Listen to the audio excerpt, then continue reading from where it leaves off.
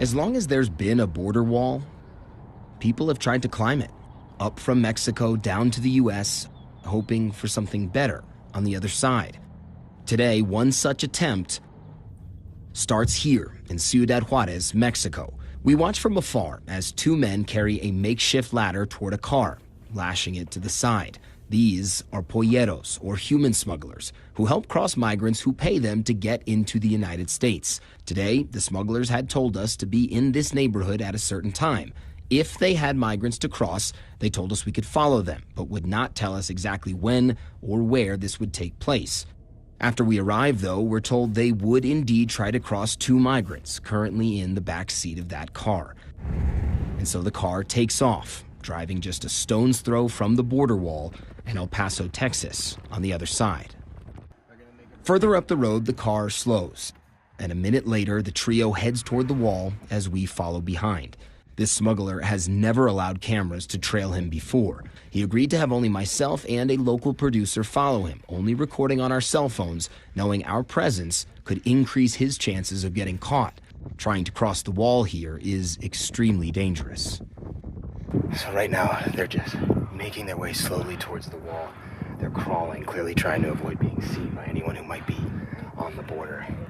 Dragging the thing they're going to use to go up and over the wall. This is a difficult trek here, no question. It's slow progress on their hands and knees, and a bit further on, they catch their breath, so we had about 30 seconds to talk with the migrants. They allowed CNN to record them only if we hid their identities, a young man and woman, 18 and 20 years old. Originally from Ecuador, they say they paid various smugglers thousands of dollars each to bring them to this point. They told us they're hoping to eventually find work in South Texas. This is the last step of a journey tens of thousands of people make every year, risking their lives and their freedom, migrating to the U.S. with the help of smugglers. Smugglers who are often accused of everything from sexual abuse to extortion, some taking terrible advantage of the vulnerable migrants they purport to help. And some of those migrants are children, as record numbers of unaccompanied minors have been headed north recently, many from Central America. Some make it to the U.S., and others get caught by Mexican officials and end up in government-run shelters like this one. Either way, it's likely their families paid smugglers to bring them here. Officials at this shelter say about 3/4 of the kids here were smuggled, a horrifically dangerous trip.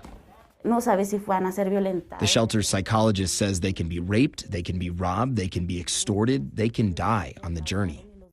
This 14-year-old girl says she was smuggled from Guatemala and that along the journey passed from smuggler to smuggler, the threat of rape was always there. At times, crowded into a van with many others, she felt like she couldn't get enough air.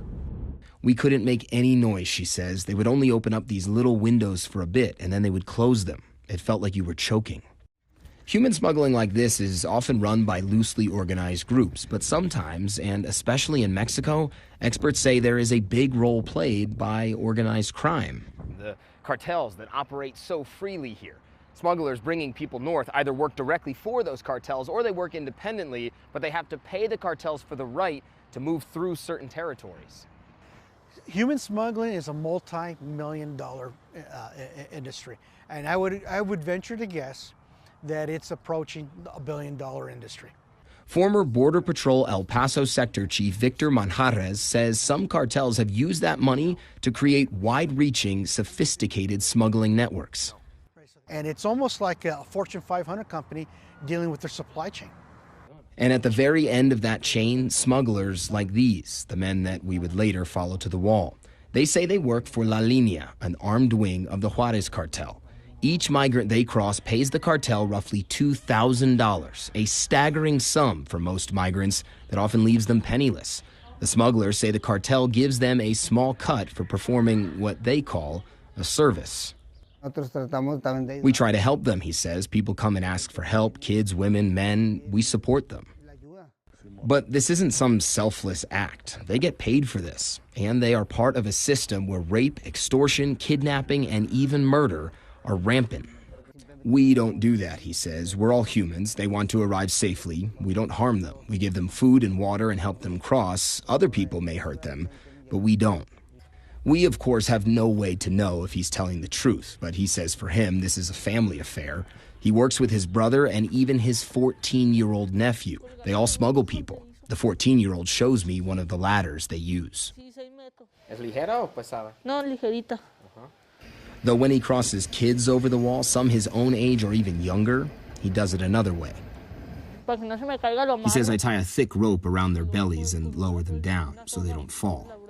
His uncle says without them, 2 migrants like the ones that we followed through the desert who want to get to the U.S. wouldn't be able to. We watch as they hook their ladder over the border wall fence. The young man goes first. Once he's down, he runs.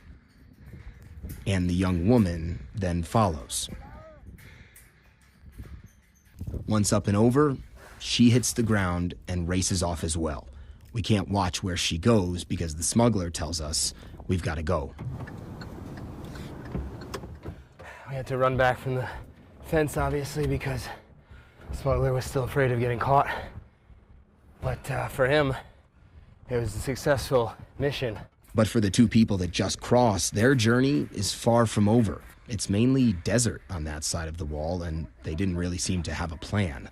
The smuggler told us he had no idea what happened to them after they went over. Those 2 migrants managed to get in, but for many, that's not the case. A few days later, we were filming something else on the border when we noticed something. Oh, mira, mira, mira, mira. More people desperate to cross. A woman and 3 young children make a break for the wall. Here, though, the actual border is just the Rio Grande, more of a stream, really. One by one, holding hands, they make their way, and once they've crossed, they're in the U.S. But then comes the wall, a towering steel presence between them and where they want to be. Border Patrol detained them a few minutes later. Matt Rivers, CNN, Ciudad Juarez, Mexico.